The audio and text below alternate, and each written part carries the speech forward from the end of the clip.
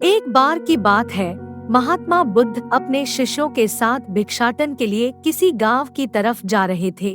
तभी अचानक महात्मा बुद्ध के पैर में एक कांटा लग गया। कांटा इतना तीक्ष्ण था कि चुभते ही रक्त की धार निकलने लगी। महात्मा बुद्ध के एक शिष्य ने रक्त को रोकने के लिए एक कपड़ा फाड़कर महात्मा बुद्ध के पैर पर बांध दिया। इस घटना को कुछ लोग देख रहे थे, जो कि महात्मा बुद्ध से ईर्ष्या करते थे। उन्होंने महात्मा बुद्ध से कहा कि हम तो तुम्हें परम ज्ञानी समझते थे, लेकिन दर्द को तो तुम भी सहन नहीं कर सकते हो। और महात्मा बुद्ध का उपहास करते हुए कहने लगे, तुम पाखंडी हो और ये हमने सिद्ध कर दिया है। ये कांटे हमने ही बिछाए हैं। इस गांव में तुम्हारा स्वागत नहीं, तिरस्कार होगा।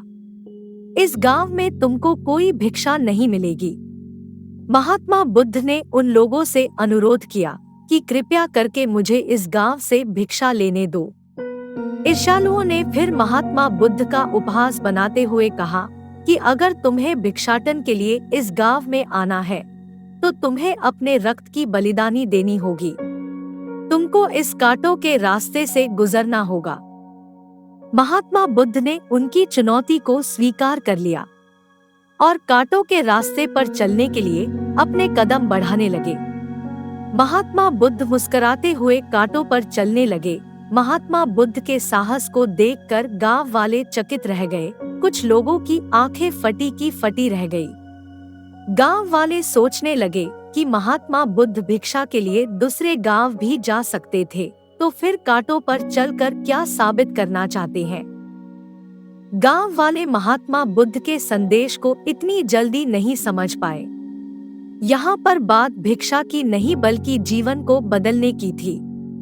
गांव वालों की भीड़ में एक सुमित नाम का युवक था, जो महात्मा बुद्ध पर हो रहे अत्याचार को देखकर द्रवित हो गया। सुमित दौड़कर गया और महात्मा बुद्ध के पैरों के सामने से कांटे को हटाने लगा। महात्मा बुद्ध की ईर्ष्या करने वाले लोग सुमित को रोकने लगे और गांव से दाना पानी न देने की धमकी देने लगे। सुमित ने किसी की न सुनी और कांटों को हटाते हुए बोला, हे भगवान, आप इन मुट्ठी भर लोगों के लिए अपने आप को कष्ट मत दीजिए। आप गांव में प्रवेश कीजिए, बहुत सारे लोग आपको भिक्षा देने के लिए आतुर हैं। महात्मा बुद्ध ने सुमित को अपने पास बुलाया और आशीर्वाद देने लगे, किंतु सुमित पीछे हट गया। हे भगवान, आप मुझे छूकर अपने आप को अपवित्र और दूषित न करें। महात्मा बुद्ध ने कहा, तुम अपने आप को दूषित क्यों कहते हो? स्पर्श से कभी कोई भी दूषित नहीं होता है। मनुष्य तो लोभ, लालच, घृणा, ईर्ष्या से दूषित हुआ है। तुम्हारे अंदर तो प्रेम भरा है। तुम दूसरों का सुख चाहते हो, तुम तो पवित्र हो। महात्मा बुद्ध के बोल सुनकर कुछ लोग बोले, तुम तो अपने आप को बड़े ज्ञानी कहते हो, तुमको जाति का कोई ज्ञान ही नहीं है, तुम पाखंडी हो। महात्मा बुद्ध बड़े ही शांत स्वभाव से कहते हैं, मानव से मानव की मानवता छीनना क्या पाखंडी की निशानी है? मुझे पाखंडी बोलकर यदि आपको संतोष मिलता है, तो मेरे लिए दुख का कोई विषय नहीं है। कुछ लोग महात्मा बुद्ध पर बरस पड़े और कहने लगे, परंतु यह तो धर्म शास्त्र में भी कहा है, फिर यह पाखंड कैसे हुआ? महात्मा बुद्ध कहते हैं, हमारी उत्पत्ति इस सृष्टि में हुई है। नदियों का पानी सभी की समान रूप से प्यास बुझाता है। खुले जंगलों की हवा भी भेदभाव नहीं करती है।